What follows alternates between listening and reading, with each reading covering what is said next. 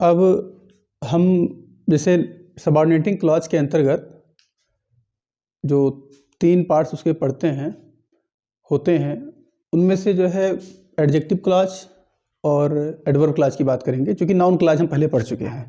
Noun clause को हमने काफ़ी डिटेल से देखा है। तो आइए हम देखते हैं अब एडजेक्टिव क्लॉज क्या होता है। एडजेक्टिव क्लॉज ये ये सबऑर्डिनेटिंग क्लॉज का ही पार्ट है, जैसा आप जानते ही हैं।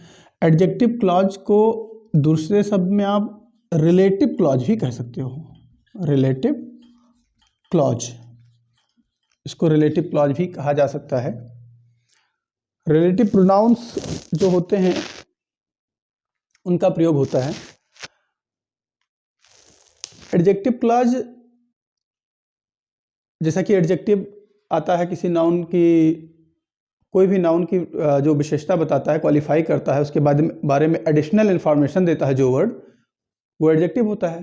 किसी नाउन या प्रोनाउन के बारे में जो एडिशनल वर्ड, एडिशनल इन्फॉर्मेशन देने वाला शब्द होता है, यानी उसको क्वालिफाई करने वाला जो शब्द होता है, उसे हम एडजेक्टिव कहते हैं, यानी कि विशेषण कहते हैं। अब यहाँ भी वही है कि किसी नाउन को मतलब क्वालिफाई करने के लिए या एडिशनल इन्फॉर्मेशन देने के लिए जिस क्लॉज का प्रयोग होगा उसे हम क्या कहते हैं? एडजेक्टिव क्लॉज कहते हैं। यानी कि दूसरे शब्द में कहें कि ऐसा क्लॉज जो किसी नाउन को डिफाइन करता हो, उसके बारे में कुछ स्पेशल कुछ एक्स्ट्रा इंफॉर्मेशन देता हो, ठीक है, वो होगा एडजेक्टिव क्लॉज। क्लॉज क्या है आपको पता ही है, ठीक है। तो कुछ वर्ड्स हैं, उनको हम लिख लेते हैं। वे वर्ड्स प्रयोग किए जाते हैं, जो है इंट्रोडक्टरी होते हैं, उन वर्ड्स का ही प्रयोग होता है इसमें। जैसे हु, whom, whose, ठीक है।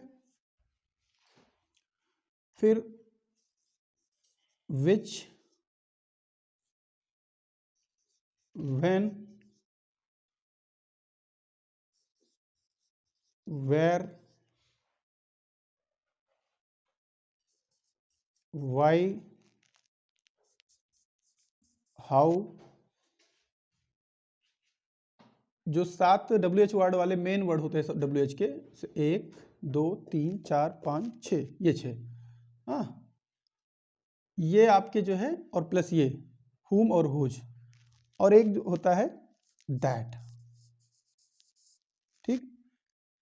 मेन वर्ड्स यही होते हैं, इनसे जो है हम एडजेक्टिव क्लॉज शुरू करते हैं। देखिए दूसरी बात, अब मन में प्रश्न उठता होगा कि अभी तो आप पढ़ाए थे सर कि इन वर्ड्स से हम नाउन क्लॉज भी शुरू करते हैं। हाँ, नाउन क्लॉज शुरू करते हैं, लेकिन सेंस अलग होता है, और सेंटेंस का जो स्ट्रक्चर होएगा, कंस्ट्रक्शन होएगा, वो थोड़ा अलग होगा। अभी एग्जांपल से देखेंगे, बहुत ध्यान से समझिएगा, बहुत आसानी से समझ जाएंगे आप। जैसे एक चीज और कि ये जितने हु यानी WH वाले वर्ड्स हैं या दैट है, इन सब को जब हम एडजेक्टिव क्लॉज के पहले प्रयोग करते हैं, किसी क्लॉज के पहले, तो उनका अर्थ जो है जा से होता है। किससे? जा से। जैसे हु है तो जो, हुम है जिसको, हुज है तो जिसका, विच है तो ये भी जिसको के सेंस में, या जो के सेंस में, ये निर्जीव के लिए है ना, आप जानते ही होंगे।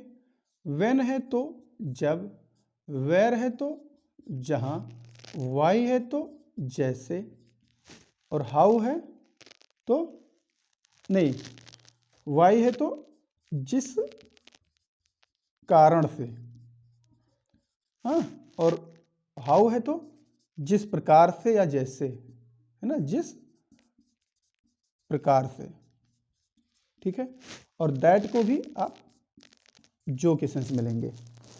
अभी तक दैट को हम की के सेंस में ले रहे थे नाउन क्लॉज में, वो की का सेंस देता है।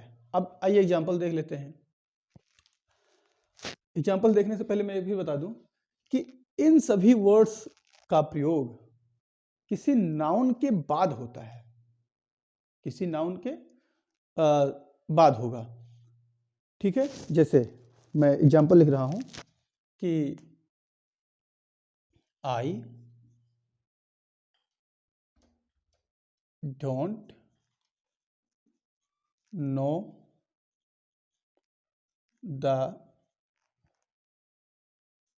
Man who is standing there. अब देखिए ये हु आया है, इस द नाउ मैन यानी मैन के बाद आया है, ये यहां जो के सेंस में है। आई डोंट नो द मैन, मैं उस व्यक्ति को नहीं जानता हूं, उस आदमी को नहीं जानता हूं।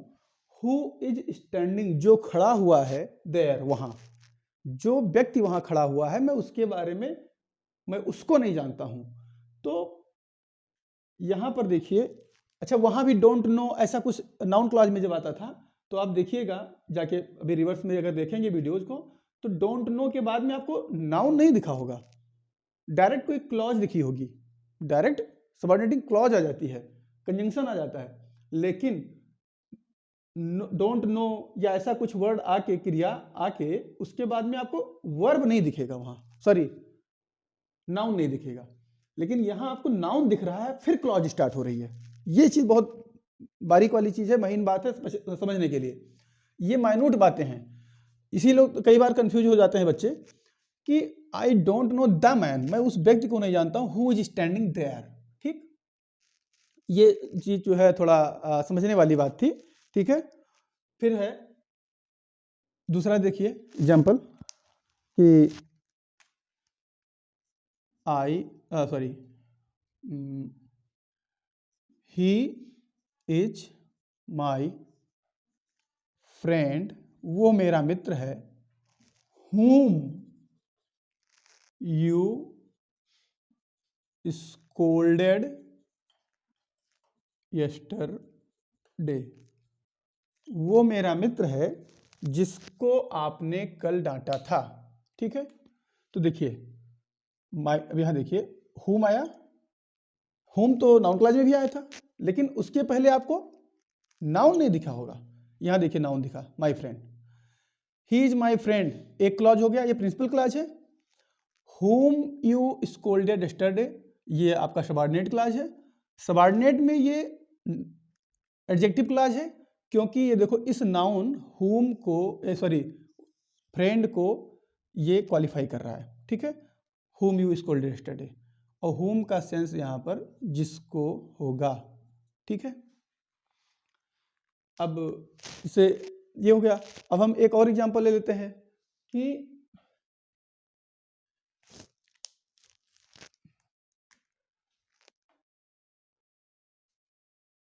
My sister whose husband is an officer has helped me, मेरी बहन जिसका हस्बैंड ऑफिसर है, हैज हेल्प्ड मी, मेरी मदद की। अब देखिए एक क्लॉज आपकी ये है, whose husband is an officer, ये सबऑर्डिनेट क्लॉज होगी, क्योंकि हुज जो है कंजंक्शन, सबऑर्डिनेटिंग कंजंक्शन है, तो ये सबऑर्डिनेट क्लॉज हो गई। क्योंकि देखिए एक सब्जेक्ट और एक प्रेडिकेट, एक वर्ब एक सब्जेक्ट, कॉम्बिनेशन और सबऑर्डिनेट कंजंक्शन, ये आपकी एक क्लॉज हो गई। अब यहां पर है एक वर्ब, ये हैज हेल्प्ड वर्ब हो गया, और इस वर्ब का ये सब्जेक्ट हुआ, ये माई सिस्टर, ये हुआ सब्जेक्ट और ये हुआ वर्ब। तो ये सब्जेक्ट और ये वर्ब मिला करके एक प्रिंसिपल क्लॉज का निर्माण करते हैं। My sister has help me principal clause हुआ, whose husband is an officer ये सबऑर्डिनेटिंग क्लॉज हुआ। माई सिस्टर नाउन है और उसके बाद में आपको सबऑर्डिनेटिंग क्लॉज दिखा है, ठीक है, नाउन के ठीक बाद में। इसका मतलब कि इस नाउन के बारे में एडिशनल इंफॉर्मेशन ये क्लॉज दे रहा है। एडिशनल इंफॉर्मेशन यानी एक्स्ट्रा इंफॉर्मेशन जो दे रहा है, इस कारण से ये एडजेक्टिव का काम करेगा। ठीक, अब चूंकि क्लॉज है तो एडजेक्टिव क्लॉज हो गया। बहुत सिंपल सी बात है कि my sister whose husband is an officer has help me में where whose husband is an officer ये आपका सबऑर्डिनेटिंग क्लॉज, और सबऑर्डिनेटिंग में एडजेक्टिव क्लॉज है ये, सबऑर्डिनेटिंग में एडजेक्टिव क्लॉज है ये, और ये आपका माई सिस्टर हैज हेल्प मी ये प्रिंसिपल क्लॉज हो गया। ठीक है, अब ये विच का एक एग्जांपल ले लेते हैं। जैसे कि the pen which you gave me yesterday was red. ठीक है, ऐसा ले लेते हैं कि विच से मतलब थिंग का ही आता है। बहुत सारे जो है मतलब हो सकता है कि आप कह सकते हो विच का, जैसे दिस इज द पेन, ये वही पेन है, which my wife has gifted me. देखिए दिस इज द पेन, ये दिस इज द पेन एक सब्जेक्ट एक वर्ब, और विच कंजंक्शन यानी रिलेटिव, ये एक्चुअली जो रिलेटिव प्रोनाउन की तरह प्रयोग होते हैं कंजंक्शन को कंजंक्टिव प्रोनाउन भी कहते हैं। रेन मार्टिन ने साफ लिखा है इसको। ठीक है, माई वाइफ हैज गिफ्टेड मी ये क्लॉज ये हो गई, उसके पहले ये कंजंक्शन आया है, ये आपका हो गया subordinating clause. This is the pen ये आपका हो गया मेन क्लॉज, और इस पेन को क्वालिफाई करने के लिए ये पूरा ये क्लॉज आया हुआ है, इसलिए ये पूरा एडजेक्टिव क्लॉज है, उसको क्वालिफाई कर रहा है, उसके बारे में एडिशनल इंफॉर्मेशन दे रहा है। क्या एडिशनल इंफॉर्मेशन है? पेन वो पेन जो मेरी वाइफ ने मुझे गिफ्ट किया था, किया है। ठीक है, तो इसलिए जब एडिशनल इंफॉर्मेशन दे रहा है तो ये एडजेक्टिव क्लॉज हो गया, और ये आपका द पेन जो कॉम्प्लीमेंट है इस वर्ब का यानी कि नाउन है, और इसी के बारे में इंफॉर्मेशन दी गई है। अभी और एग्जांपल ले लेते हैं कि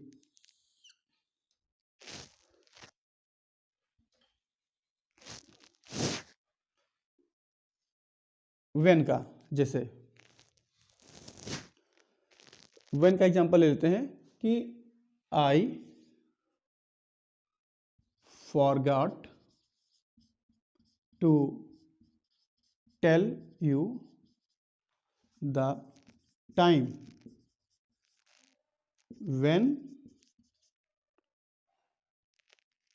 when I should come.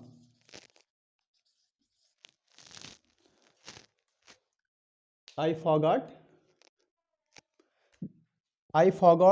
to tell you the time. मैं आपको समय बताना भूल गया। ठीक है, when जब, ठीक है, I should नहीं बेटा, I shall come, I shall come, मैं जो है जब आऊँगा।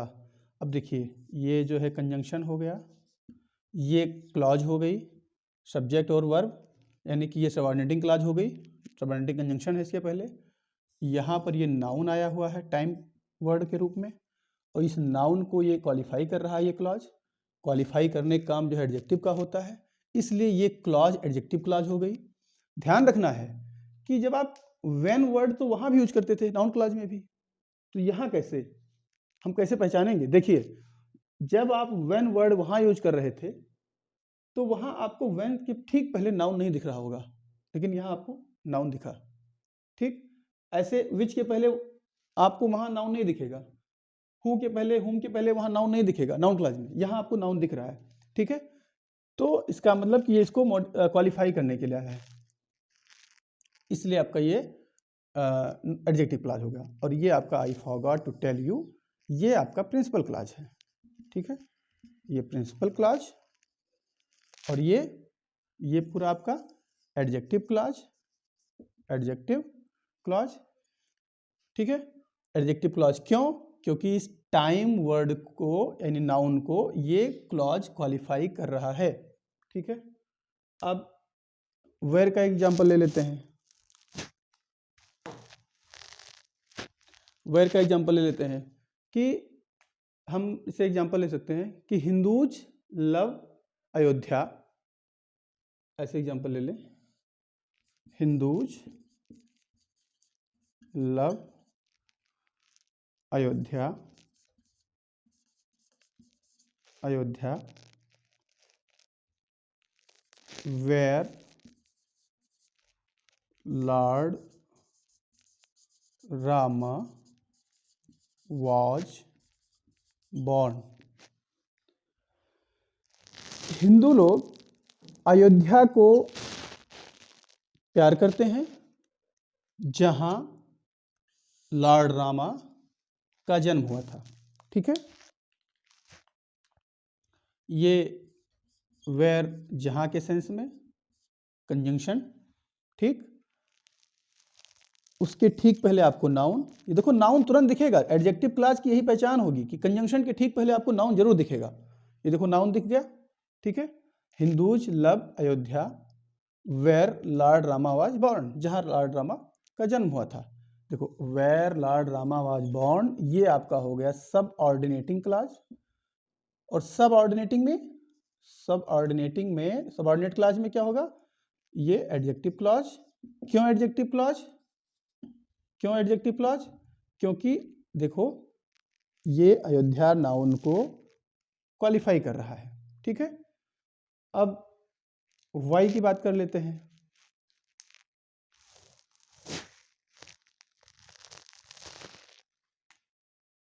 आई don't know the reason why she rebuked me.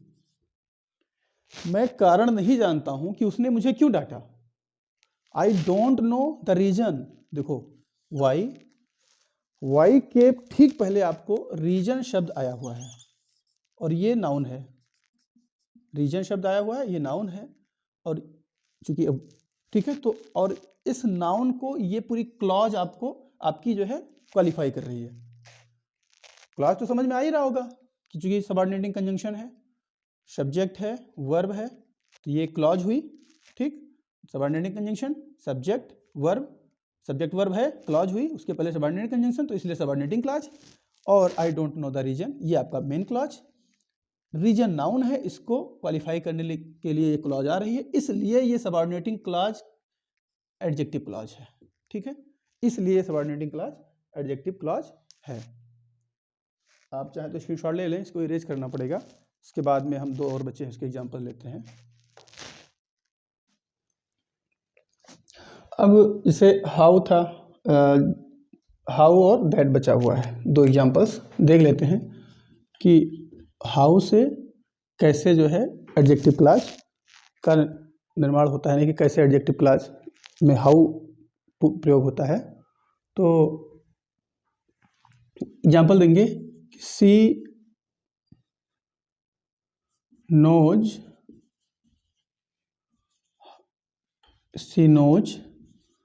The way how she should behave with elders.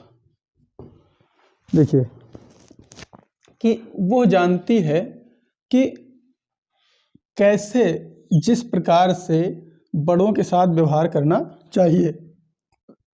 तो देखो सी नोज द वे, एक क्लॉज ये हुई। How she should behave with elders, एक क्लॉज ये हुई, ठीक है। इस हाउ के पहले देखो आपको द वे यानी कि तरीका, मैनर, ये वर्ड आया है। वे तरीका शो करने वाला वर्ड है, वे माने तरीका ही होता है। तो इस हाउ का मतलब जा से निकलेगा, ठीक है, जैसा कि बाकी सभी कंजंक्शन में हुआ है अभी एडजेक्टिव क्लॉज में, ठीक। ये सबऑर्डिनेटिंग कंजंक्शन है और ये क्लॉज है, उस क्लॉज के पहले ये आया है, ठीक। तो इसका मतलब कि ये पूरी क्लॉज कौन सी हुई, सबऑर्डिनेटिंग कंजंक्शन हुई, सॉरी सबऑर्डिनेट क्लॉज हुई। सबऑर्डिनेट में कौन सी क्लॉज है, ये एडजेक्टिव क्लॉज है। क्यों? क्योंकि देखो इस नाउन को ये क्वालिफाई कर रहा है, ये पूरी क्लॉज इस नाउन को क्वालिफाई कर रही है, यानी कि उस नाउन की परिभाषा, उस नाउन के बारे में एडिशनल जानकारी दे रही है। सी नोज, वो जानती है जिस प्रकार बड़ों से व्यवहार किया जाता है। एक एग्जाम्पल और लेते हैं हम इसे हाउ का ही, कि आई नो द मेथड, मैं तरीका जानता हूँ, how I should do my job, मुझे मेरा काम कैसे करना चाहिए वो तरीका मुझे पता है। मेथड, ठीक। ये नाउन आया, इस नाउन को मॉडिफाई क्वालिफाई कौन कर रहा है, ये आपका क्लॉज। ये क्लॉज आपका कौन सा हुआ, सबऑर्डिनेटिंग। सबऑर्डिनेटिंग में कौन सा, एडजेक्टिव क्लॉज हुआ। सबऑर्डिनेटिंग इसलिए क्योंकि यहाँ पर सबऑर्डिनेटिंग कंजंक्शन आया है।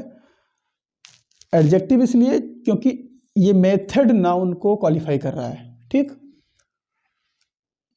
और ये वाली क्लॉज आपकी, ये आपकी प्रिंसिपल क्लॉज हो जाएगी। एक और बचता है अभी आपका दैट, एक कंजंक्शन और बचता है कि दैट, ठीक है। दैट मीन्स अभी तक आप नाउन क्लॉज में पढ़े थे तब कि के सेंस में पढ़ रहे थे, अब हम यहाँ पर पढ़ेंगे तो जो के सेंस में पढ़ेंगे। किसके सेंस में, जो के सेंस में। जो का आपने कई बार बड़ी कंफ्यूजन होती होगी कि हाँ जो किस किस वर्ड से जो निकलता है उसका अर्थ, थोड़ा समझने के लिए इधर आप चाहो तो लिख लो, जो आप दैट से भी जो का सेंस निकलता है, विच से भी जो का सेंस निकलता है, हु से भी जो का सेंस निकलता है, और वाट से भी जो का सेंस निकलता है। लेकिन वाट से जब निकलता है जब उसके पहले कोई अनएक्सप्रेस्ड एंटीसीडेंट हो, यानी कि ऐसा एंटीसीडेंट, कोई ऐसा पूर्ववर्ती जो एक्सप्रेस ना किया गया हो सेंटेंस में, जिसे I know, I understand what you से, मैं समझता हूँ जो तुम कहते हो, ठीक है। तो आई अंडरस्टैंड व्हाट यू से, मैं क्या कहता हूँ, क्या समझते हो तुम, ये लिखा नहीं है, बट मैं इतना ही कह रहा हूँ कि मैं वो समझता हूँ जो तुम कहते हो। वाट हो गया, हु व्यक्ति के लिए आता है, विच नॉन लिविंग थिंग्स के लिए आता है, दैट के लिए कुछ कंडीशंस हैं, आपको पता ही होगा, वो तो बाद में पढ़ा देंगे। बाकी जो है नॉन लिविंग थिंग्स के लिए भी और लिविंग थिंग्स के लिए भी आता है, जहाँ जहाँ विच और हु आता है वहाँ हर जगह दैट आ सकता है। या कभी कभी नॉन लिविंग थिंग्स और लिविंग थिंग्स दोनों एंटीसीडेंट हो तो उसके लिए दैट आ जाता है, और भी बहुत सारी चीज़ें, वो अलग की बात है। फिलहाल हम पढ़ रहे हैं that as a conjunction adjective clause में, ठीक है। तो हम एक एग्जांपल लेते हैं कि uneasy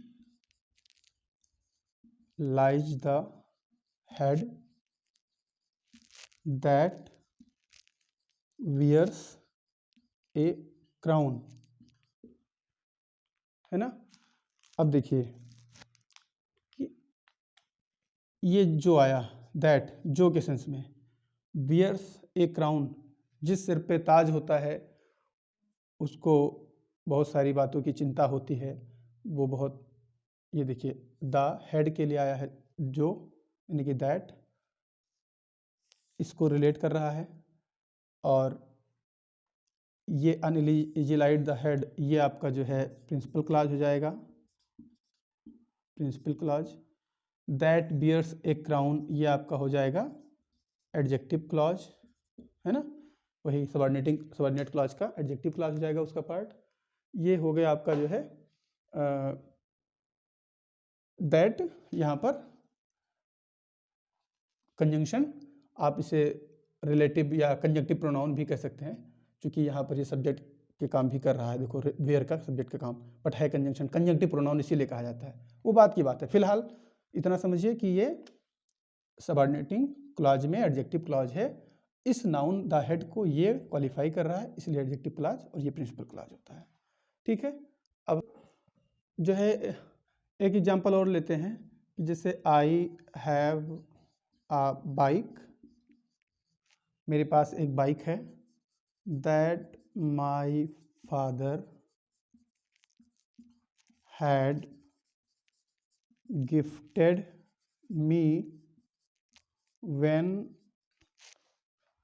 when I was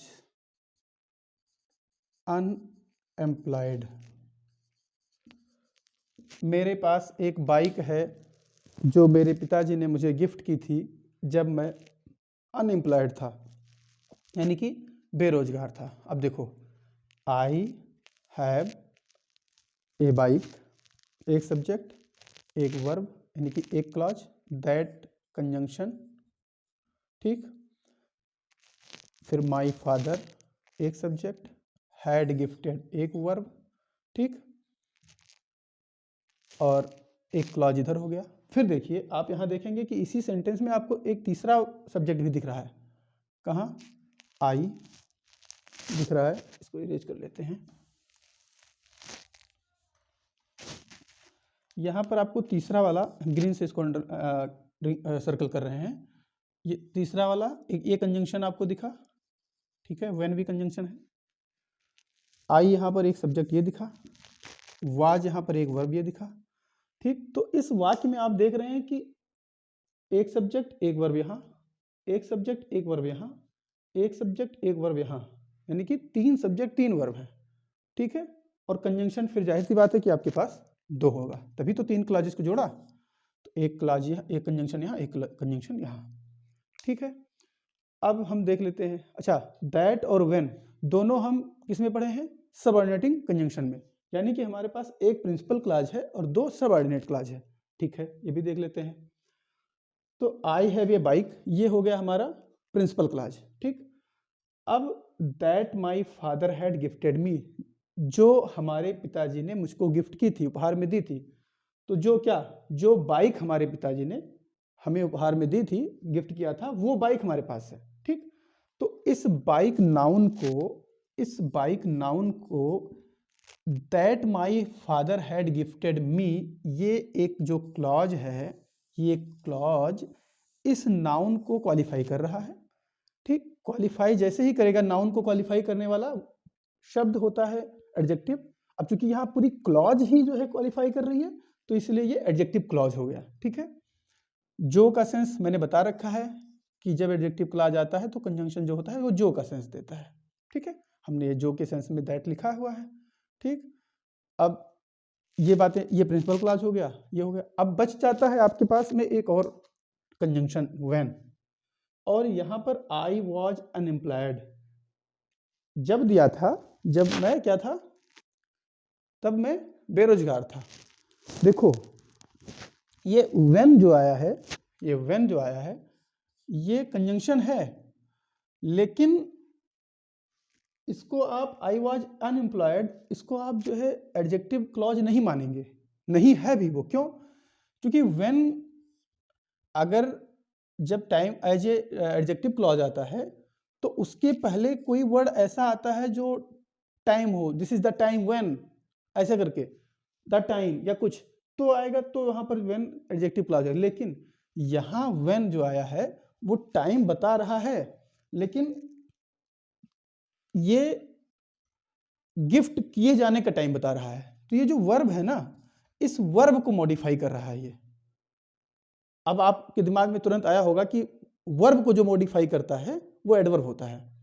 actually adverb तो सारे पार्ट्स ऑफ स्पीच को, नाउन या प्रोनाउन को छोड़ करके बाकी सबको मॉडिफाई करता है, और वर्ब को तो करता ही है। तो ये वर्ब को मॉडिफाई कर रहा है, यानी कि जब गिफ्ट किया गया उस टाइम, वो टाइम बता रहा है, यानी कि गिफ्टेड का टाइम, जब गिफ्ट दिया गया, ये व्हेन। तो इसलिए ये आपका व्हेन आई वाज अनएम्प्लॉयड, ये होगा आपका एडवर्ब क्लॉज। क्या है? Adverb clause. ये थोड़ा ध्यान देने वाली बात है, क्योंकि हम व्हेन से एडजेक्टिव क्लॉज भी पता लगाते हैं, लेकिन उसके पहले द टाइम वर्ड जरूर रहता है, द टाइम, व्हेन, ऐसा करके, और तब जो के सेंस, जब के सेंस में। लेकिन यहाँ व्हेन गिफ्ट किए जाने यानी कि गिफ्ट वर्ब है, इसको मॉडिफाई कर रहा है ना। My father gifted me when I was unemployed, जब मैं अनएम्प्लॉयड था तब गिफ्ट किया था। तो इसका टाइम बता रहा है, किसका टाइम, गिफ्ट किए जाने का टाइम बता रहा है। तो वर्ब को मॉडिफाई करेगा तो एडवर्ब बनेगा। अब एडवर्ब, जब ये कंजंक्शन आपका एडवर्ब है, एडवर्बियल कंजंक्शन है आपका, ठीक है, यानी कि एडवर्ब वो और ये आपका आई वॉज अनएम्प्लॉयड, ये टाइम कब का है, ये टाइम बता रहा है, वही एडवर्ब क्लॉज बन रहा है ये। तो जब एडवर्ब क्लॉज बन रहा है तो जाहिर सी बात है कि अब हम एडवर्ब क्लॉज की ओर मूव कर रहे हैं, जैसा हमने बताया है। इसीलिए हम इसको लिए ही थे कि हम इसके बाद में एडवर्ब क्लॉज पर मूव करेंगे, चूंकि एडजेक्टिव क्लॉज लगभग खत्म हो रहा है, ठीक है। तो आइए बात करते हैं एडवर्ब क्लॉज की। अब हम एडवर्ब क्लॉज ऑफ अब हम जो है एडवर्ब क्लॉज की बात करेंगे। सबऑर्डिनेटिंग क्लॉज में 3 प्रकार होते हैं, नाउन क्लॉज, एडजेक्टिव क्लॉज और एडवर्ब क्लॉज। नाउन क्लॉज का हमने देख लिया है, एडजेक्टिव क्लॉज देख लिया है। अब बात करते हैं एडवर्ब क्लॉज की। तो एडवर्ब क्लॉज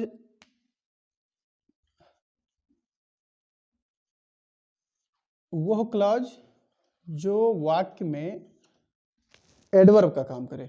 जो काम आपका एडवर्ब करता है किसी वाक्य में, वही काम एडवर्ब क्लॉज करेगा वाक्य में।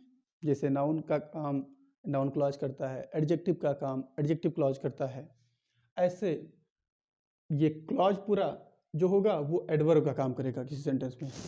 अब बेहतर रूप से वह समझेंगे जो पार्ट्स ऑफ स्पीच अच्छा समझते हैं कि एडवर्ब क्या होता है, नाउन क्या होता है, एडजेक्टिव क्या होता है सेंटेंस में, वो बेहतर समझेंगे। फिलहाल आप समझिए, बाकी हम एडवर्ब पार्ट्स ऑफ स्पीच की जब क्लास करेंगे तो उसमें हम अच्छे से डिटेल में इसको बताएंगे।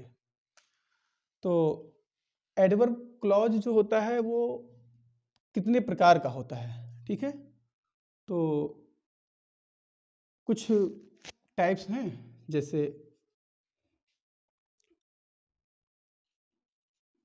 Adverb clause of time, number 2 पे आपका adverb clause of place, number 3 पे adverb clause of purpose,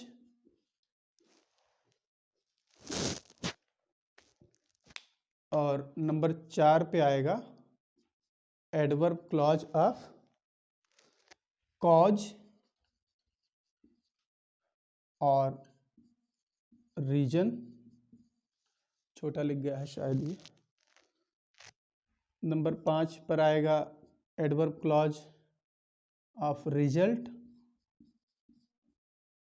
adverb clause of result, फिर 6, 7, 8, ठीक है।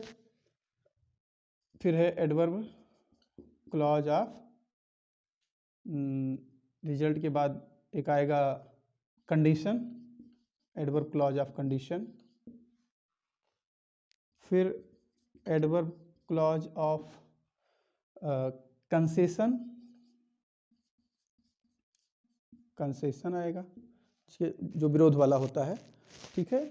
और एक लास्ट में बचता है कि adverb clause of comparison, comparison. ये 8 टाइप्स होते हैं एडवर्ब क्लॉज के। अब ज़्यादा वर्ड्स, जितने कंजंक्शन, देखिए जितने सबऑर्डिनेटिंग कंजंक्शंस हमने पढ़े थे, उन्हीं सबऑर्डिनेटिंग कंजंक्शंस को लेकर ही चलना है, क्योंकि सबऑर्डिनेटिंग क्लॉज का ही पार्ट है ये। इसमें आपको ज़्यादा मिलेंगे, लगभग 7 से 8 या 10 conjunctions adverb clause of time के। उनके अलग अलग हम लिख के सारे एग्जाम्पल से भी डिटेल में देखेंगे। प्लेस के 3-4 मिलेंगे, पर्पज के 3-4, ऐसे मतलब उन्हीं कंजंक्शन जितने हमने लिस्ट बनवाई थी स्टार्ट में, आप पीछे वीडियो जाके देखेंगे तो वहाँ सारे हैं, सभी वहाँ दिए गए हैं, तो उन्हीं में से हम पढ़ेंगे। तो आइए अब हम एडवर्ब क्लॉज ऑफ टाइम की बात करते हैं। अब हम एक एक डील करते हैं। हमने काइंड्स लिख लिए हैं ताकि छूटे ना कोई। Adverb clause of time,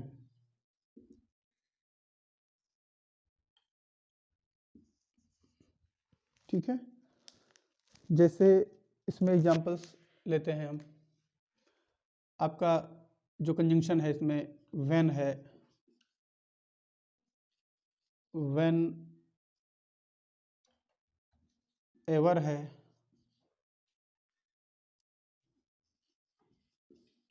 before है, आफ्टर है, सिंस है, टिल है, और एज लॉन्ग एज है, एज सून एज है, ठीक है। तो पहले इसको देख लेते हैं, फिर इसकी जगह नहीं है, इरेज करेंगे तो फिर आगे लिखेंगे। अब व्हेन का एग्जांपल देख रहे हैं हम। देखिए कि सी स्माइल्ड, वो मुस्कुराई, when she saw her child. कोई महिला है जो अपने बच्चे को देखती है तो मुस्कुराती है। शी स्माइल्ड, वो मुस्कुराई जब उसने अपने बच्चे को देखा।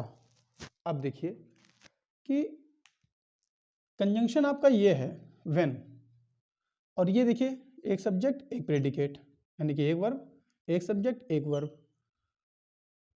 कोऑर्डिनेटिंग सबऑर्डिनेटिंग कंजंक्शन जिनके पहले आते हैं वही सबऑर्डिनेटिंग क्लॉज होती है। ये सबऑर्डिनेटिंग क्लॉज हो गई, ठीक।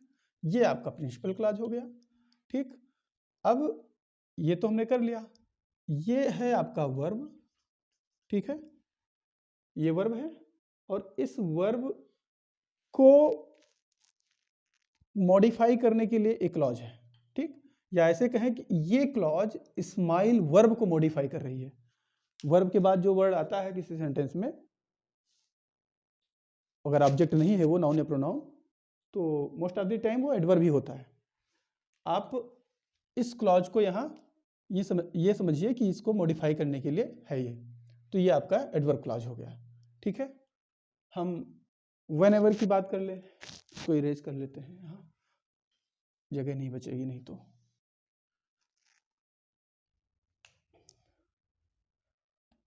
आई विल कम, मैं आऊँगा,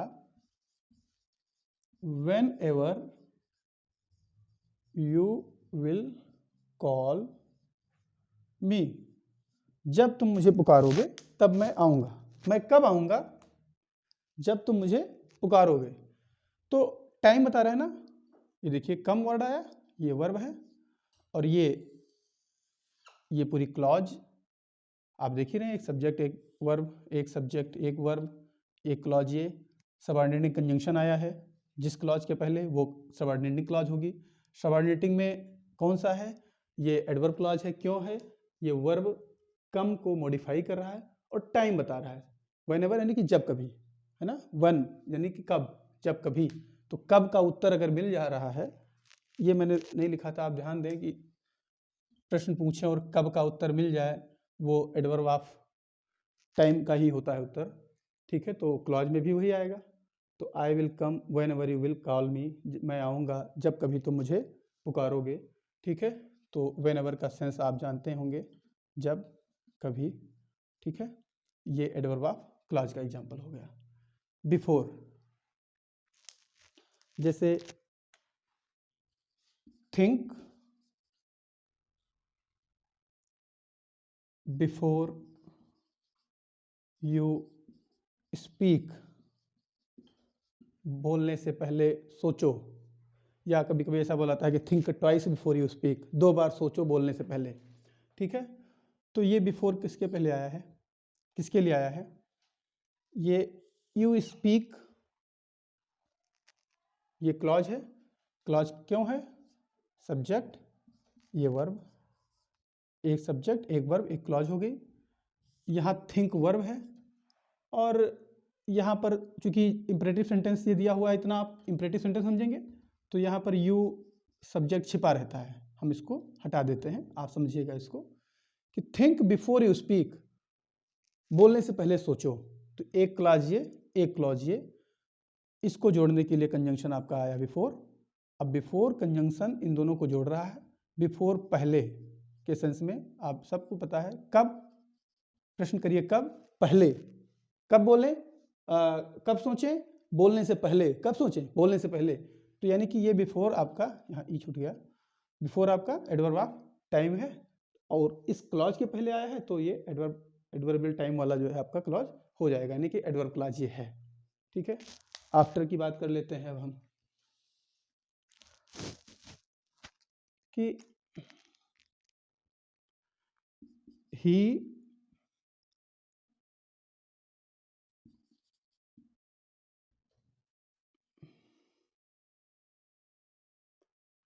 हैज, एक minute, he did not,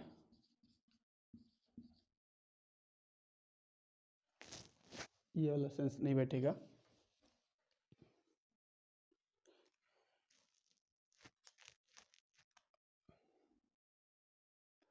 I have not seen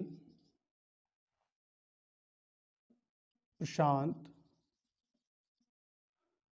मैंने प्रशांत को नहीं देखा है। ठीक है, after he had left Allahabad, Allahabad जब से उसने छोड़ा, बेहतर होगा हैड है तो यहाँ पर डिड नॉट ही लगाएं तो बेहतर होगा। डिड नॉट सा, आई डिड नॉट सा प्रशांत, मैंने प्रशांत को नहीं देखा। After he had left Allahabad, Allahabad को जब से प्रशांत ने छोड़ा तब से मैंने प्रशांत को नहीं देखा है। ठीक है, तो अब देखिए आफ्टर ये आपका क्या है, एडवर्ब, ये टाइम है, टाइम डिनोटिंग एडवर्ब है, कंजंक्शन है, और ये पूरी क्लॉज सबऑर्डिनेटिंग क्लॉज हुई, और ये सबऑर्डिनेटिंग क्लॉज, ये सबऑर्डिनेटिंग क्लॉज, और ये हुई आपकी प्रिंसिपल क्लॉज। और प्रिंसिपल क्लॉज को अब जैसे आई डिड नॉट सा प्रशांत, मैंने प्रशांत को नहीं देखा, कब से नहीं देखा, जब से वो इलाहाबाद को छोड़ दिया है, तब से प्रशांत से हम मिले ही नहीं। ठीक है, उसको हम नहीं देखे। तो आफ्टर टाइम डिनोटिंग था, ये एडवर्ब ऑफ, ये आपका जो है सबऑर्डिनेटिंग क्लॉज में एडवर्ब क्लॉज हो गया। ठीक है, एक एग्जांपल और लेते हैं इसका कि he went home after he had finished his work. देखिए वो घर गया, ठीक, ये क्लॉज ये हो गया, ये प्रिंसिपल क्लॉज है, और he had finished his work, उसके पहले कंजंक्शन आया आफ्टर। तो after he has finished his work, अपना काम समाप्त करने के बाद, क्या, इसके बाद क्या, ये डिपेंडेंट क्लॉज हुई, डिपेंडेंट एंड सबऑर्डिनेटिंग क्लॉज। अब ये जो बेंट है ना, बेंट होम घर गया, उसके टाइम को बता रहा है ये। ठीक है, इसको मॉडिफाई कर रहा है, इसके बारे में जाने के, यानी कि वर्ब को मॉडिफाई कर रहा है। तो ये क्या हुआ, एडवर्ब, और ये क्लॉज है तो एडवर्ब क्लॉज ये हुआ, ये आपका क्या बना, एडवर्ब क्लॉज। ठीक है, और ये आपका प्रिंसिपल क्लॉज हो गया। ठीक है, अब एग्जाम्पल आता है इसका सिंस का, तो एक एग्जाम्पल लेते हैं कि I have not been well since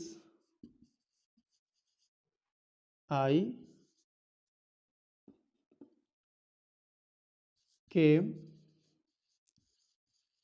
from China. जब से मैं चाइना से आया हूँ तब से मैं ठीक नहीं हूँ। ठीक है, I have not been well, मैं ठीक नहीं हूँ। कब से? जब से मैं चाइना से आया हूँ। तो जब से मैं चाइना से लौटा हूँ, आई केम फ्रॉम चाइना, जब से मैं चाइना से आया हूँ तब से मैं ठीक नहीं हूँ। कब से नहीं ठीक हूँ? जब से मैं आया हूँ। ये आपका सिंस इन दो क्लॉज को जोड़ रहा है। अब सिंस प्रीपोजिशन भी होता है, से के भाव में होता है, वो अलग बात है। बट यहाँ देखिए, एक वर्ब एक सब्जेक्ट, एक सब्जेक्ट एक वर्ब, ये पूरा वर्ब हैव बीन है ना, यानी कि एक सब्जेक्ट एक प्रेडिकेट इधर, एक सब्जेक्ट एक प्रेडिकेट इधर, और ये सबऑर्डिनेटिंग कंजंक्शन है। सबऑर्डिनेटिंग कंजंक्शन जिस क्लॉज के पहले आता है वो सबऑर्डिनेट क्लॉज होता है। ये सबऑर्डिनेट क्लॉज है। अब सबऑर्डिनेट में कौन सा क्लॉज है? तो हम एडवर्ब के पढ़ रहे हैं, तो अब ये सोच के मत सोचिए कि एडवर्ब का पढ़ रहे हैं इसलिए एडवर्ब होगा। इसलिए एडवर्ब है क्योंकि ये टाइम बता रहा है मेरे ना ठीक होने का। ठीक है, मैं कब से नहीं ठीक हूँ, प्रश्न पूछेगा कब से नहीं ठीक हूँ, तो जब से मैं चाइना से आया हूँ। ठीक है, तो ये आपका जो है एडवर्बियल क्लॉज हो जाता है। ठीक, अब इसको इरेज करते हैं, फिर और एग्जांपल्स लेते हैं। अब अभी इतने एग्जांपल्स तो हमारे हो गए हैं। अब बचा अपना टिल है। टिल, एज लॉन्ग एज और as soon as, adverb of time में ये तीन बचे हुए हैं अभी। तो हम टिल का देख लेते हैं एग्जांपल। टिल का कि do not eat till you are served, जब तक मत खाओ जब तक आपको सर्व न किया जाए। ठीक है, कई लोग थोड़ा मैनर्स नहीं दिखाते हैं, कहीं भी जाएंगे तो बिना कहे ही शुरू हो जाते हैं भाई। यू आर सर्व्ड, ठीक है, ये एक क्लॉज हुई। डू नॉट ईट एक क्लॉज हुई, और ये हुआ आपका कंजंक्शन जब तक। कब तक? जब तक ना कहा जाए, यानी जब तक ना सर्व किया जाए तब तक नहीं खाना है। ये कंजंक्शन है, ये सबऑर्डिनेटिंग कंजंक्शन बनी, इस क्लॉज के पहले आया है, तो ये आपका हो गया। और ये टाइम बता रहा है, किस चीज का टाइम बता रहा है? ईट का। ईट वर्ब है, इसको मॉडिफाई कर रहा है ये टाइम डिनोटिंग वर्ड, ये पूरी क्लॉज। तो इसलिए ये हुआ आपका एडवर्ब क्लॉज। ठीक है, अब एज लॉन्ग एज एक एग्जांपल बचता है आपका, एज लॉन्ग एज का। ठीक है, तो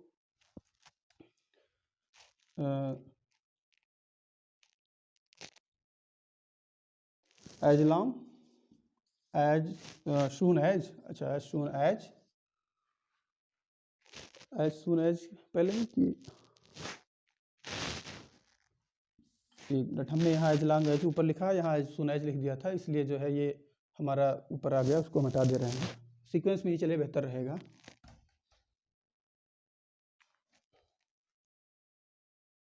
ये एज लॉन्ग एज को देखना था पहले कि as long as I live, जब तक मैं रहूँगा जिंदा, I shall remain grateful to my teacher, जिस टीचर ने मुझे पढ़ाया उनका लाख लाख शुक्र है। तो मैं ये कह रहा हूँ कि as long as I live, जब तक मैं रहूँगा, I shall remain grateful to him, या किसको? टू माई टीचर, मैं अपने अध्यापक के प्रति कृतज्ञ रहूँगा, ग्रेटफुल रहूँगा, थैंकफुल रहूँगा। ठीक है, अब देखिए, तो यहाँ इसे कॉमा लगाते हैं। अब देखिए, as long as I live, एक सब्जेक्ट एक वर्ब, एक सब्जेक्ट और एक वर्ब, ये आई शैल रिमेन। आप चाहें तो ऐसे भी लिख सकते थे, इसको हम पलट देंगे तो कॉमा हटा देंगे हम। I shall remain grateful to my teacher as long as I live, मैं अपने टीचर के प्रति रहूँगा, ग्रेटफुल रहूँगा जब तक मैं जिंदा रहूँगा। ठीक है, तो चूंकि जब आप सबऑर्डिनेटिंग क्लॉज जो होता है उसको पहले लाते हैं और प्रिंसिपल क्लॉज को बाद में लिखते हैं कभी भी, तो हम बीच में कॉमा लगा देते हैं, बाकी कोई दिक्कत नहीं है। ठीक है, अब एक और है एज सुन एज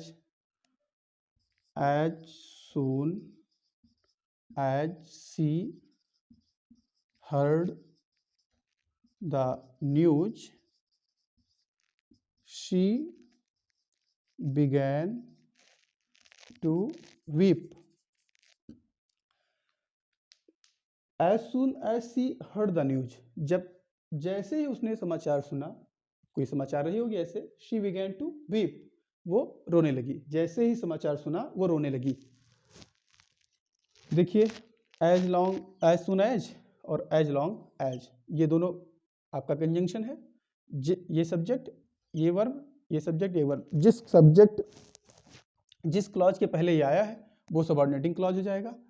और ये सी बिगैन टू बीप अपने आप में इंडिपेंडेंट क्लॉज है। ये अपना सेंस देने के लिए, अर्थ देने के लिए ये किसी पर डिपेंडेंट नहीं है, ये इसलिए प्रिंसिपल क्लॉज है।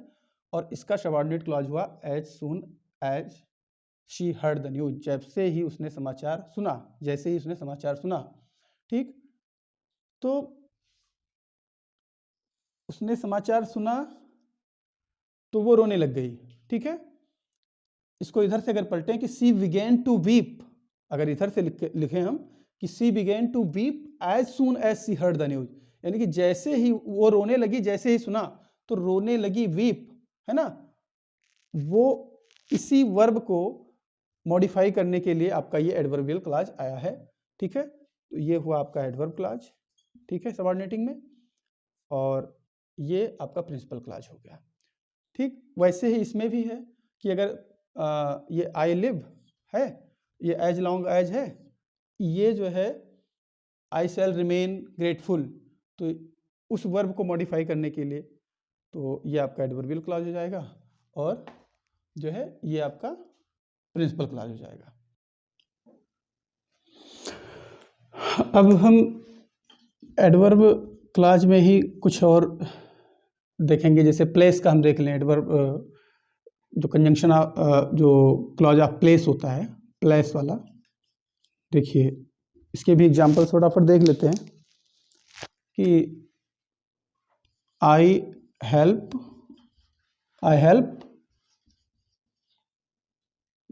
एवरीबॉडी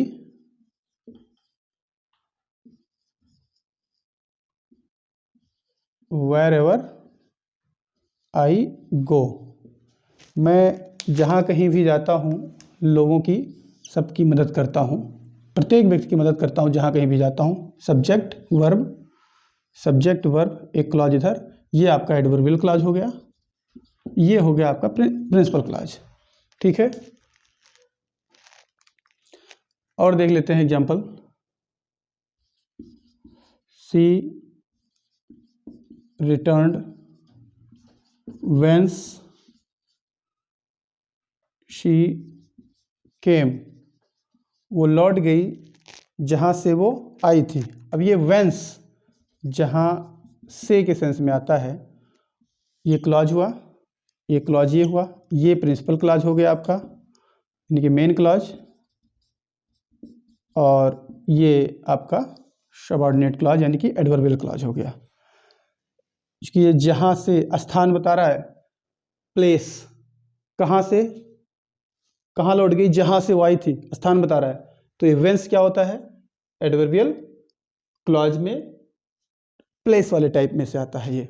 ठीक है, एडवर्बियल क्लॉज में प्लेस वाले में से आता है। एक एग्जांपल और बचता है इसका बस, वेयर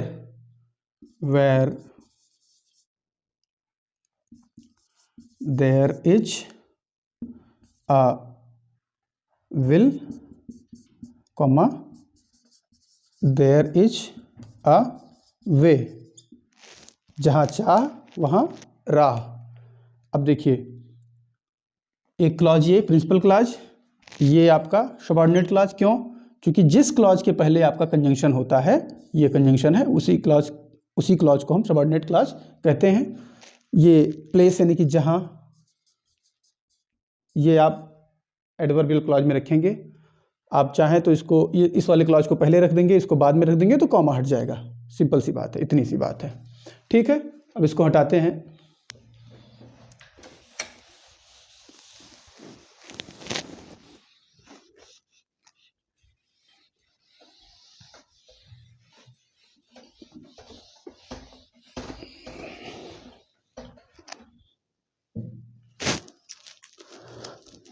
अब एडवर्बियल क्लॉज ऑफ पर्पज की बात करेंगे। एडवर्बियल क्लॉज ऑफ पर्पज में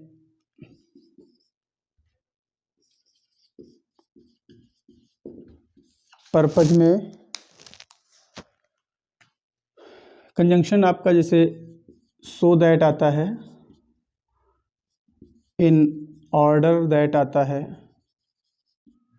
लेस्ट आता है, ठीक है। तो हम इसके एग्जांपल देख लेते हैं जल्दी से कि वी ईट, हम खाते हैं, सो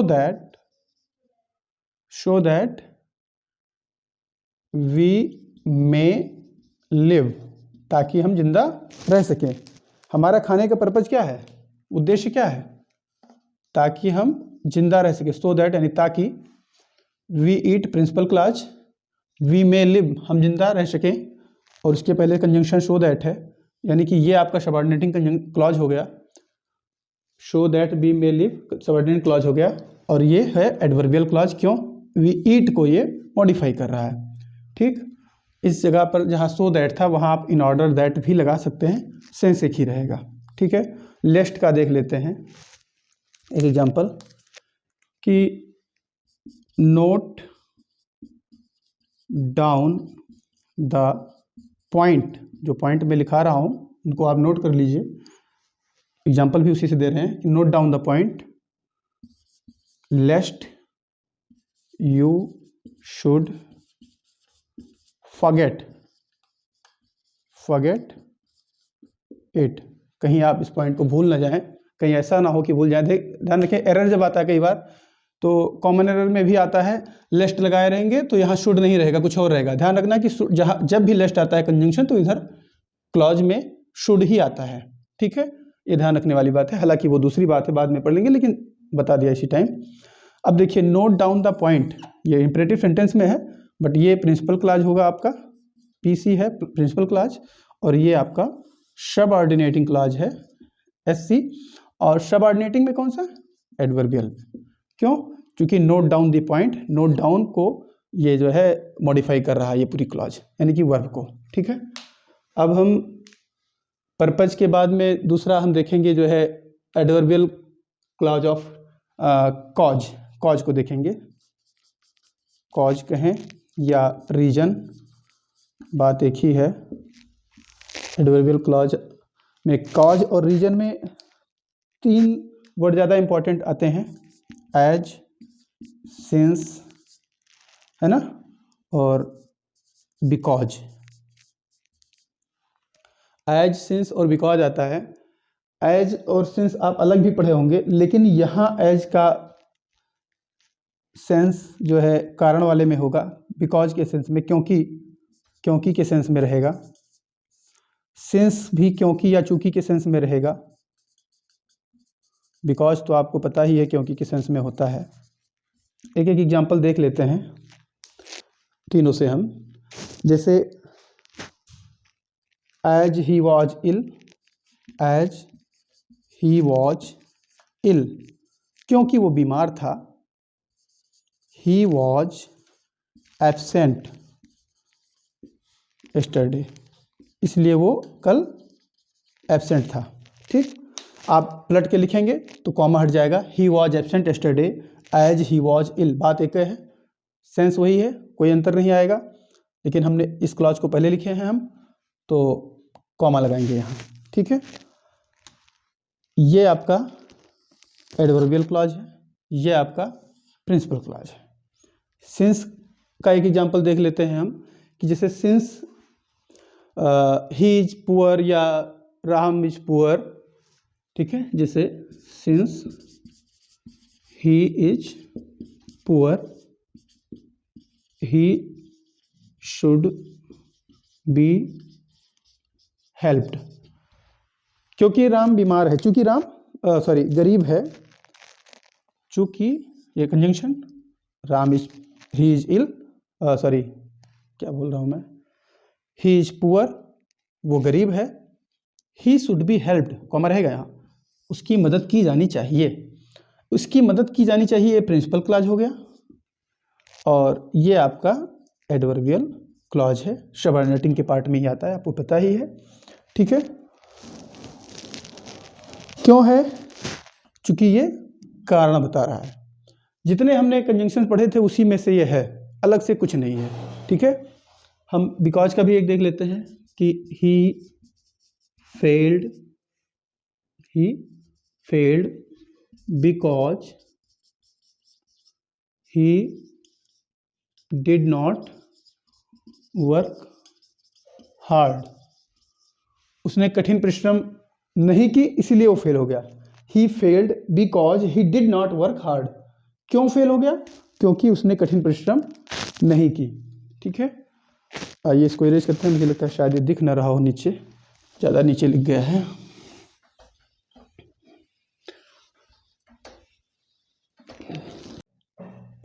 अब एडवर्ब क्लॉज ऑफ रिजल्ट की बात करेंगे हम।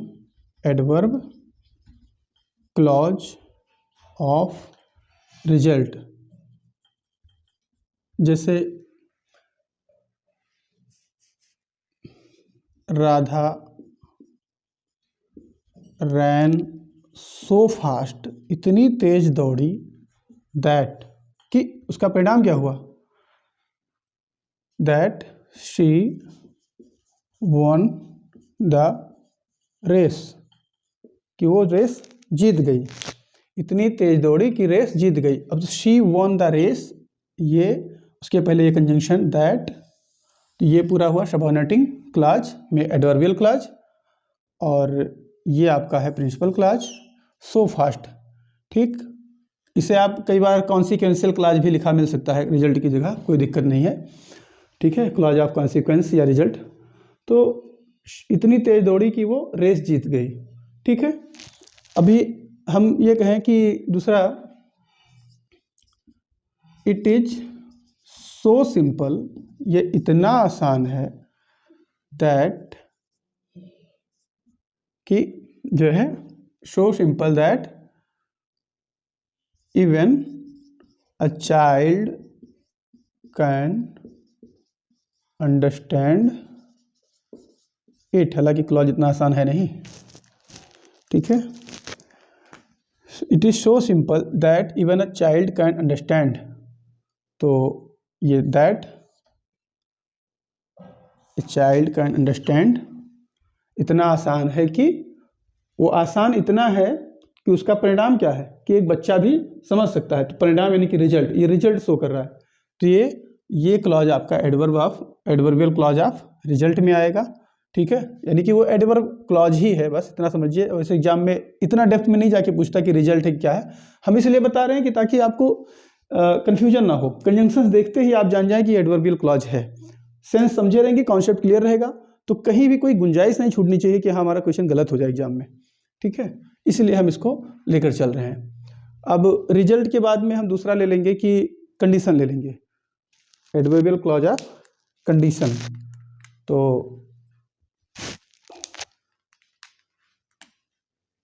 एडवर्ब क्लॉज ऑफ कंडीशन यानी कि शर्त, जिसमें आपको लगे कि हाँ शर्त कोई लग रही है। ठीक है, जैसे इसके लिए जो मेन वर्ड होते हैं, इफ, इन केस, है ना, अनलेस, ठीक, और प्रोवाइडेड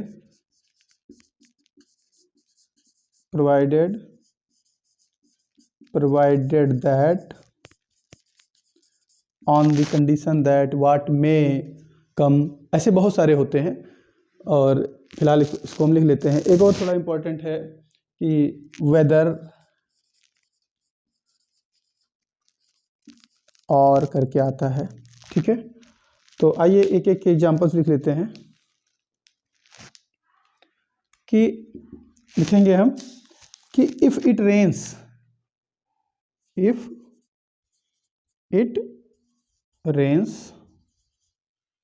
यदि पानी बरसेगा, आई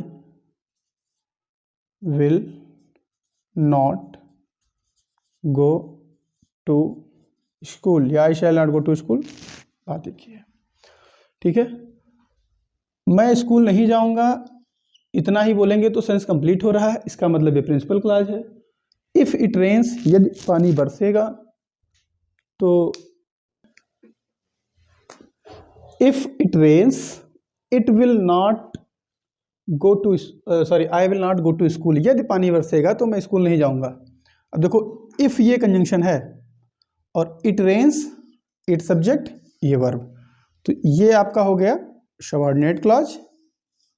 और ये इफ क्या करता है, कंडीशन शो करता है, तो ये कंडीशन वाला आपका एडवर्बियल क्लॉज में जाएगा। ठीक है, यानी कि सबऑर्डिनेट में कंडीशन, सबऑर्डिनेट में एडवर्ब क्लॉज, एडवर्ब में ये कंडीशन वाला है। कुल मिलाकर आपको ये जानना है कि ये एडवर्ब क्लॉज है। I will not go to school, ये आपका प्रिंसिपल क्लॉज है, मेन क्लॉज है, यानी कि इंडिपेंडेंट क्लॉज है। ठीक, अब दूसरा एग्जांपल है कि इन केस का ले लो कि राइट टू मी, मुझको लिखो। ठीक है, यानी कि मुझे आप बताओ। इन केस, यदि, इन केस भी शर्त सूचक होता है।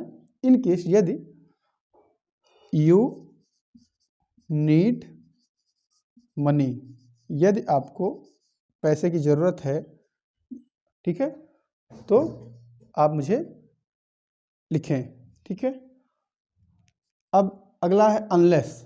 अनलेस माने भी वही होता है कि जब तक नहीं, है ना, कंडीशन ही होती है। ठीक है, यानी कि जब तक नहीं आप कठिन परिश्रम करोगे तब तक आप पास नहीं होगे, यानी कि आप फेल हो जाओगे।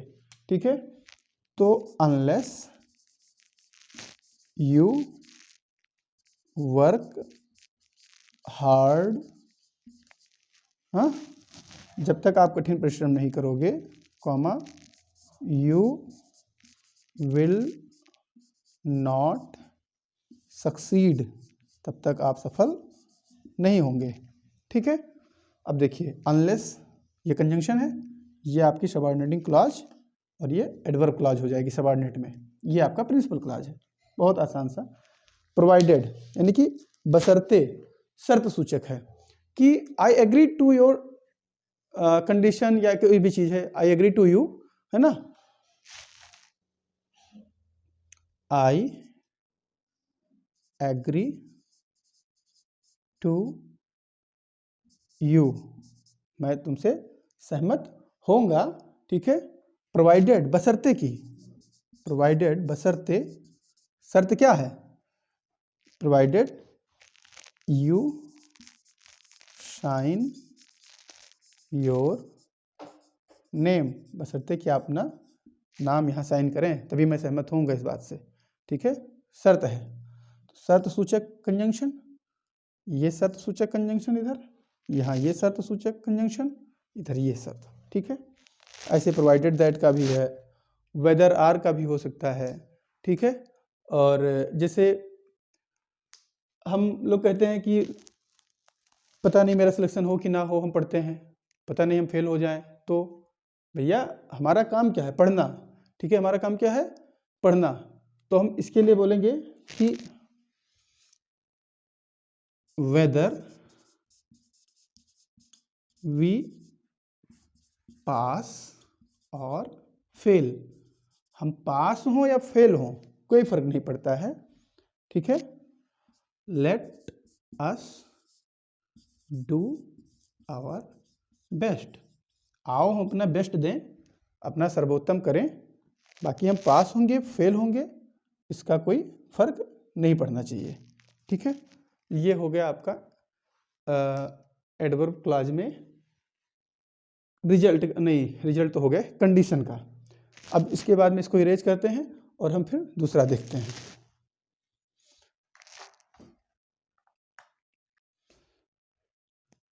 अब अगला है हमारा एडवर्ब क्लॉज ऑफ कंसेशन। क्या, एडवर्ब क्लॉज ऑफ कंसेशन। ठीक है, इसमें आता है आपका टी एच, इसको लिखते हैं टी एच OUGH, दो,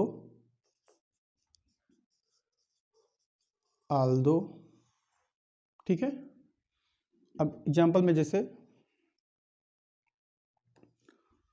आल्दो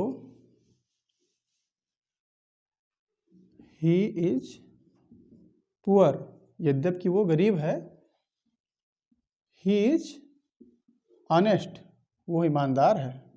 अब देखिए, वो गरीब है इसके बावजूद ईमानदार है, ये आल्दो कंजंक्शन है। ही इज पुअर इसके पहले आया है, तो ये आपका सबऑर्डिनेटिंग क्लॉज हो गया। ये प्रिंसिपल क्लॉज है। प्रिंसिपल क्लॉज में चूंकि कंसेशन शो कर रहा है और कंसेशन वाला कंजंक्शन हम एडवर्ब क्लॉज में ले जाते हैं, तो ये एडवर्ब क्लॉज है ये। ठीक है, दो आल्दो सेम सेंस में आता है, यूज होता है। ठीक है, अब जैसे हम दूसरा ले लेते हैं, एक आता है इसमें एक आता है व्हाट एवर, है ना। व्हाट एवर हैपेंस, क्या फर्क पड़ता है, कुछ भी हो जाए। ठीक है, व्हाट एवर हैपेंस, कुछ भी हो। आई ओंट टेल लाइज, ओंट मतलब यहाँ विल नॉट, उसी का कॉन्ट्रैक्टेड फॉर्म विल नॉट का ओंट होता है। तो कुछ भी हो जाए, मैं झूठ नहीं बोलता, है ना, मतलब मैं झूठ नहीं बोलूंगा, हो कुछ भी। तो ये आपका आई ओंट टेल लाइज, ये आपका प्रिंसिपल क्लॉज है, और व्हाट एवर हैपेंस ये आपका सबऑर्डिनेट क्लॉज है, कंसेशन है, इसलिए ये एडवर्ब क्लॉज होगा। बड़ा आसान होता है एडवर्ब क्लॉज। यदि आप कंजंक्शन अच्छे से समझ लिए हैं तो आपको जरूरत ही नहीं पड़ेगी ज़्यादा कुछ सीखने की। कंजंक्शन आप ठीक से पढ़ लीजिए और ये जान लीजिए कि कौन से कंजंक्शन ये हैं। तो जितने हमने एडवर्ब क्लॉज के भी 8 बताए हैं टाइप्स, है ना, स्टार्ट में लिखवाया था, उन्हीं से आप जो है जान जाएंगे कि हाँ, ये देखते ही जान जाएंगे कि ये एडवर्ब क्लॉज है, सबऑर्डिनेटिंग है, और सबऑर्डिनेटिंग में ये एडवर्ब क्लॉज है। ठीक है, इसमें एक और बचता है अभी, हाउ एवर है। हाउ एवर सेंटेंस जैसे लिख लेते हैं कि हाउ एवर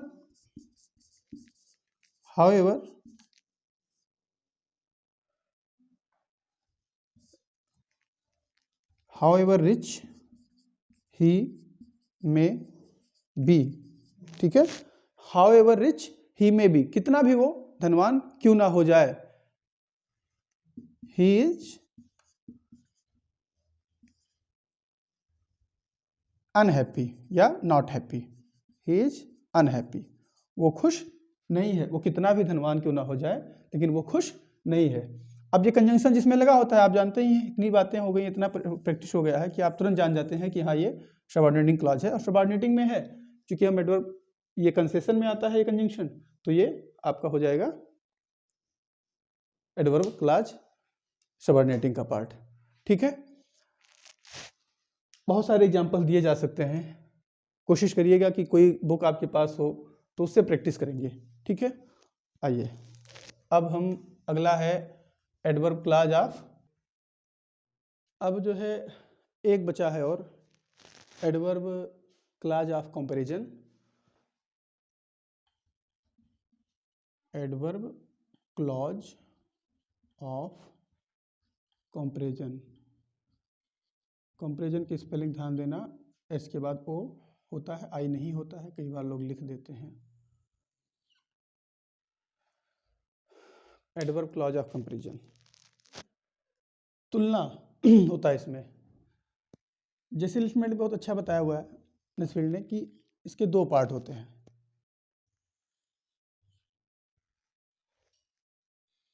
एक होता है adverb clause of manner, comparison में ही एडवर्ब क्लॉज ऑफ मैनर। हम नाम लिख रहे हैं, इसको लेकर बहुत ज़्यादा पैनिक होने की जरूरत नहीं है, बस एग्जाम्पल्स देखिए, कंजंक्शंस याद रहें तो आपका काम चल जाएगा। और फिर है एडवर्ब, एक हो गया एडवर्ब क्लॉज ऑफ मैनर और एक हो गया adverb clause of degree. Manner में आपको एज दिखता है एक, और एक एज इफ। और डिग्री में आपको एज भी मिलता है और दैन मिलता है, और ये द आर्टिकल में जो पढ़ते हो इससे भी आपको एडवर्ब की डिग्री मिलेगी। हम आइए एक एक एग्जाम्पल देख लेते हैं कि as it happened as I told you, इसका हम देख लेते हैं तरीका वाला कि एज इट हैपेंड, ये वैसे ही हुआ जैसा कि मैंने कहा था। एज इट हैपेंड, जैसा कि मैंने आपसे कहा था, ठीक है। एज आई टोल्ड यू, ये मैंने गलत लिख दिया, 2 बार एज नहीं होना चाहिए। ये इट हैपेंड, ऐसा ही हुआ जैसा मैंने आपसे बताया था, ठीक है। एज आई टोल्ड यू, जैसा कि मैंने आपसे बताया था। अब देखिए इट हैपेंड, ऐसा हुआ, ये प्रिंसिपल क्लॉज हो गया। एज आई टोल्ड यू, ये कंजंक्शन लग गया आपका, ये हो गया आपका एडवर्ब क्लॉज, ठीक। अब एज इफ बचा, इसमें एक एग्जांपल कि ही फेल्ट, उन्होंने ऐसा महसूस किया, एज इफ, मानो कि the ground, as if the ground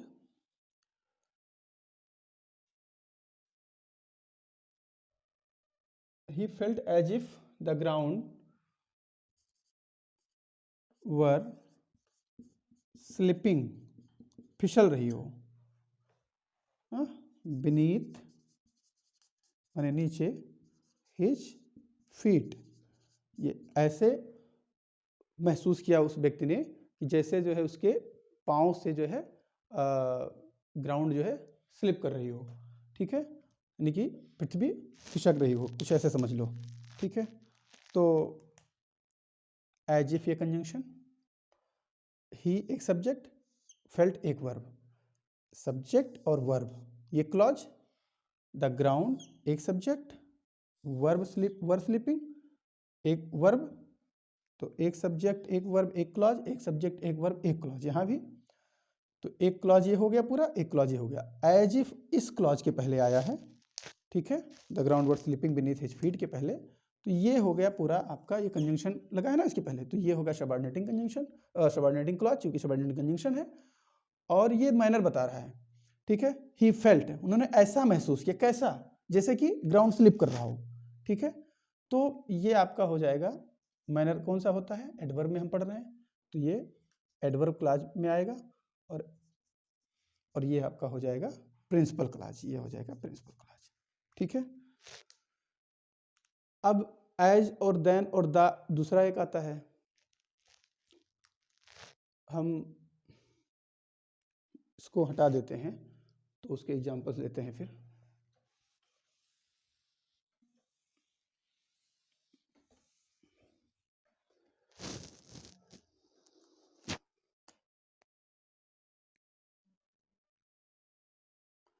she is not so rich, वो इतनी धनवान नहीं है, एज शी लुक्स, जितना कि वो दिखती है, वो इतनी धनवान नहीं है जितना कि वो दिखती है, तो एज सी लुक्स सबऑर्डिनेट क्लॉज हो गया, सी इज नॉट सो रिच, वो इतनी धनवान नहीं है, ये आपका प्रिंसिपल क्लॉज हो जाएगा।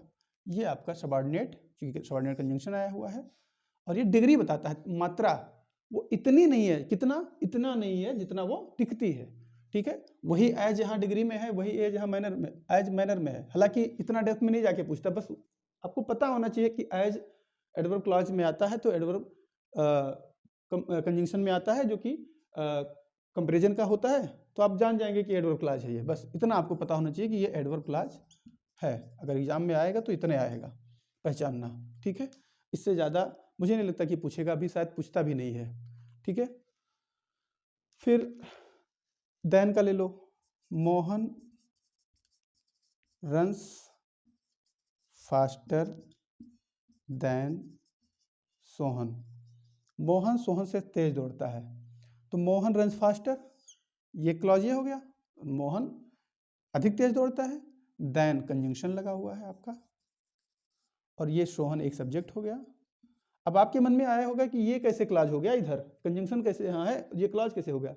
तो जब देन ऐसा कंजंक्शन होता है, देन ही एक ऐसा कंजंक्शन है कि जिसके बाद एक सब्जेक्ट आ जाता है अगर, तो ये इधर जो है एक वर्ब जो होती है वो हिडन होती है।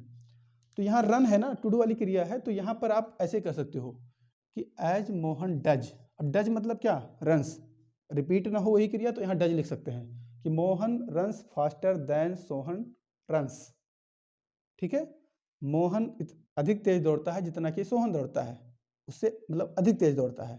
तो यहाँ आप रन्स की ना जगह ना लिख के डज कर सकते हैं। अब चूंकि देन के बाद आप इसको हिडन भी कर सकते हैं, तो इसको हम हटा भी देंगे, तब भी सेंटेंस माना जाएगा कि एक क्लॉज है, चूंकि वहां पे छिपा हुआ है वो। ठीक है, तो एक सब्जेक्ट एक हिडन वर्ब यहाँ, और एक सब्जेक्ट ये, और एक वर्ब ये, तो एक क्लॉज ये एक क्लॉज ये। जिस क्लॉज के पहले देन है तो ये आपका सबऑर्डिनेटिंग क्लॉज ये, और सबऑर्डिनेटिंग में कौन सा, देन, हम एडवर्ब क्लॉज में पढ़ रहे हैं, तो ये आपका एडवर्ब क्लॉज हो जाएगा, ये एडवर्ब क्लॉज हो जाएगा। ठीक है, अब हम दूसरा एग्जांपल ले सकते हैं कि ये एक दा वाला आता है। बहुत सारे एग्जांपल्स हैं, बुक से एक्सरसाइज करिएगा कि the more we get, the more we want. ये भी हम पढ़ते हैं जो है, ऐसे एग्जांपल्स बहुत बार आते हैं। हालांकि द आप आर्टिकल में पढ़ते हैं, लेकिन हम यहाँ जो है कंजंक्शन में पढ़ रहे हैं। ठीक है, हम उतना चाहते हैं, द मोर वी गेट, इतना चाहते हैं, कितना, द मोर वी नहीं, the more we want, the more we want, हम उतना अधिक चाहते हैं जितना अधिक हम पाते हैं। द मोर वी गेट, जितना ही मिले मुझे अधिक मिलेगा, शर्त यह है कि हमें मिले ज़्यादा, तो ज़्यादा हम चाहेंगे। ठीक है, ऐसे इसका एग्जाम्पल और हो सकता है कि द मोर वी असेंड, जितना ऊपर हम चढ़ते हैं, ठीक है, द कोल्डर इट बिकम्स, उतने अधिक ज़्यादा ठंडी महसूस होती है। अब जैसे द मोर वी असेंड, जितना ऊपर हम चढ़ते हैं, द कोल्डर इट बिकम्स, उतना अधिक जो है कोल्ड होता है वेदर वहाँ पे। ठीक है, तो हम चढ़ेंगे ना, तब हमको जो है वहाँ पे ऊपर जाएंगे तो यहाँ पर कोल्ड फील होगा। ठीक है, ये आपका प्रिंसिपल क्लॉज हो जाएगा, और ये आपका सबऑर्डिनेट क्लॉज हो जाएगा। ठीक है, सबऑर्डिनेट क्लॉज हो जाएगा। ठीक है, ऐसे इधर ये प्रिंसिपल क्लॉज, सबऑर्डिनेट क्लॉज हो जाएगा, और ये आपका प्रिंसिपल क्लॉज हो जाएगा। ठीक है, ये सबऑर्डिनेट क्लॉज हो जाएगा। बस अब हम क्लॉजेज को ख़त्म किए हैं, ये हमारा चैप्टर क्लॉज फिनिश हुआ है। अब ज़रूरत है कि प्रैक्टिस की जाए। तो क्या जितना मैंने बताया क्या उतने से बात बन जाएगी? कॉन्सेप्ट्स तो आपके सारे हो गए हैं, उसमें कुछ शायद ही छूटा होगा। अगर कुछ होगा तो शायद बाद में मैं कहीं ऐड ऑन कर दूंगा एक आध वीडियो में, बट कोई है नहीं वैसे। ज़्यादातर मान के चलिए जितने एग्जाम्स में पूछा जाता है लगभग कंप्लीट है। अब प्रैक्टिस की बात आती है, तो देखते हैं कि प्रैक्टिस भी करवाएंगे कभी, लेकिन तब तक के लिए आप लोगों के पास जो भी किताब उपलब्ध हो, कोई भी एक किताब हो जो स्टैंडर्ड किताब होनी चाहिए, उस किताब से जो एक्सरसाइज दिए हो उसको प्रैक्टिस करिए। कहीं कोई प्रॉब्लम होती है तो कमेंट सेक्शन में डाल सकते हैं, टेलीग्राम चैनल है अपना, उस पर आप मैसेज लीव कर सकते हैं, हमें पर्सनली भेज सकते हैं, और फिर वो सारे डाउट्स हम जो है किसी दिन रिजॉल्व कर देंगे, या वहीं पर्सनली आपको इंडिविजुअली वहीं हम बता देंगे। कोशिश ये रहे कि यदि आपके पास रेन मार्टिन हो तो बेहतर है कि आप रेन मार्टिन से करें। यदि रेन मार्टिन नहीं है तो बहुत पैनिक होने की ज़रूरत नहीं है, हम PDF भी उपलब्ध करा देंगे चैनल पे, या और कहीं से भी आपको कोई अच्छी किताब मिल जाए, जेसिन फील्ड हो, थॉमस मार्टिनेट की हो, या कोई आपके पास किताब ठीक ठाक जो हो, या अभी तक जो हो उससे आप प्रैक्टिस करना स्टार्ट कर दीजिए। ठीक है, फिर मिलते हैं नेक्स्ट चैप्टर के साथ।